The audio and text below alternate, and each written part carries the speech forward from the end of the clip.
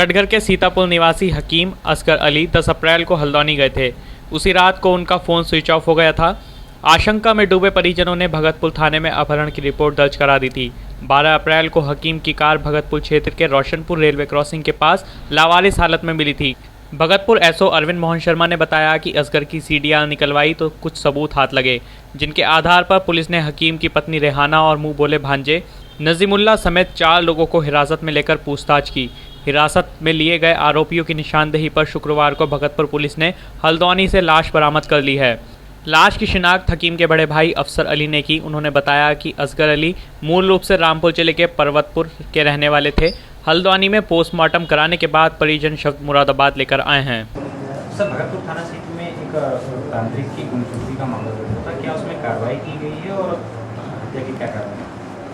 दिनांक 11/4/2016 को श्रीमती रेहाना पत्नी असगर अली उर्फ इरफान निवासी मोहल्ला सीता कॉलोनी डबल फाटक थाना कटघर, इन्होंने थाने आकर सूचना दी कि 10 तारीख यानी कि एक दिन पहले से ही उनके पति असगर अली और इरफान जो रूहानी हकीम इलाज करते थे और तांत्रिक भी थे, ये अपने घर से अपनी car Swift Dzire number UP21AY 3204 लेकर गए थे और तब से गायब चल रहे हैं।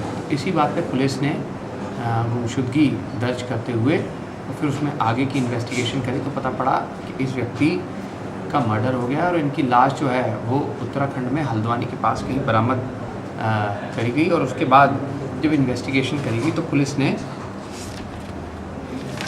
ने 5 लोगों को इस केस में अरेस्ट कर लिया, जिसमें जो मृतक है उसकी पत्नी खुद इन्वॉल्व पाई गई है। पत्नी अपने पति से आजिज होकर त्रस्त होकर उसने इस तरह की घटना को अंजाम कराना बताया है, जैसा कि आप लोगों ने भी देखा है।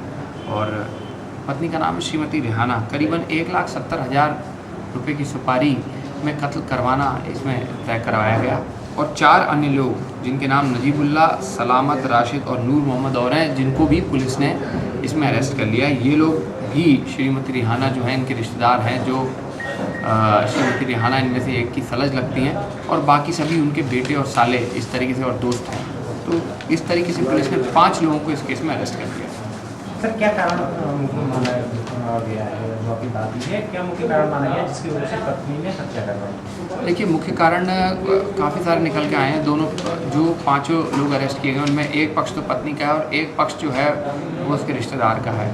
जैसा कि पत्नी के द्वारा बताया गया कि ये जो तांत्रिक है ये तंत्र विद्या का इस्तेमाल करके इसने घर के अंदर अशांति का माहौल बना रखा था और घर के जानवर वगैरह भी मर चुके थे।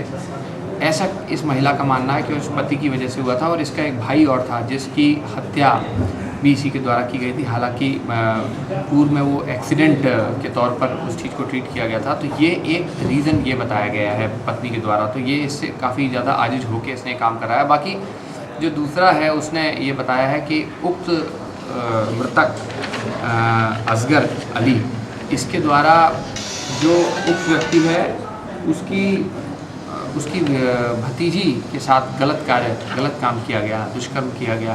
तो वो उस तहत जो है उसने ये वाली घटना को अंजाम दिया। ठीक, धन्यवाद।